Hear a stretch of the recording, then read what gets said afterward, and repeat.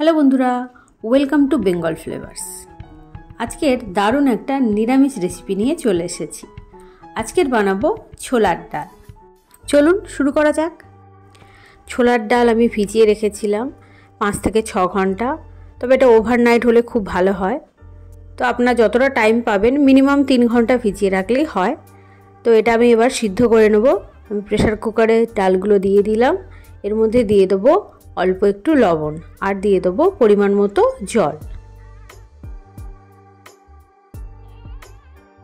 Pressure কুকারে মুখটা এবার ভালোভাবে বন্ধ করে দেবো। তারপর গ্যাস জ্বালিয়ে দেবো। গ্যাস জ্বালিয়ে এটা 3টে সিটি পর্যন্ত ওয়েট করব। 3টে সিটি হয়ে গেলে আমি বন্ধ করে রেখে দেবো যতক্ষণ না পর্যন্ত এর পুরো সিটিটা বেরিয়ে না যায়।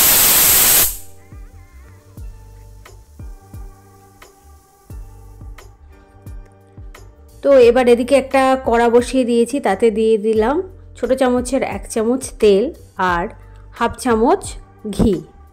আপনারা এটা পুরোটা ঘিতেও করতে পারেন, তাতে ছোলার ডালের টেস্টটা খুব ভালো হয়। এর মধ্যে আমি নারকেলগুলো ভেজে নেব।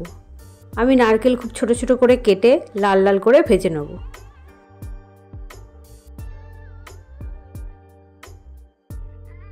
নারকেলগুলো ভাজা হয়ে গেছে, এবার একটা বাটিতে তুলে রেখে দেবো।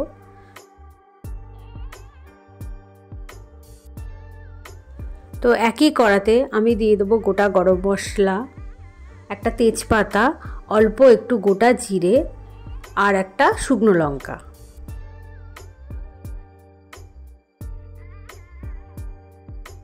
এগুলো 1 মিনিট একটু হালকা ফ্রাই করে নেব।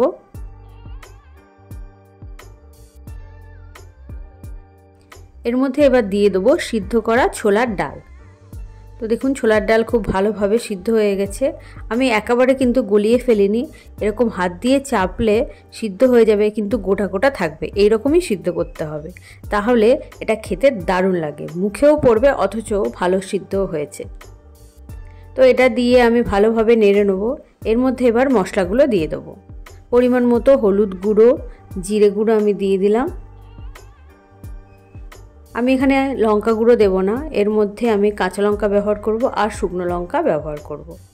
তো দিয়ে দিলাম পরিমাণ মতো হালকা গরম জল আর একটা গোটা কাঁচা লঙ্কা। যেহেতু এটা নিরামিষ রান্না, তাই এই রান্নাও খুব বেশি ঝাল হবে না। অনেকে ঝাল খুব খেতে পছন্দ করেন আমি জানি, তারা চাইলে এক্সট্রা কাঁচা লঙ্কা বা অল্প একটু গুঁড়ো লঙ্কা ব্যবহার করতে পারেন। এর মধ্যে এবার দিয়ে দেবো ভাজা নারকেল, পরিমাণ মতো লবণ ও পরিমাণ মতো চিনি।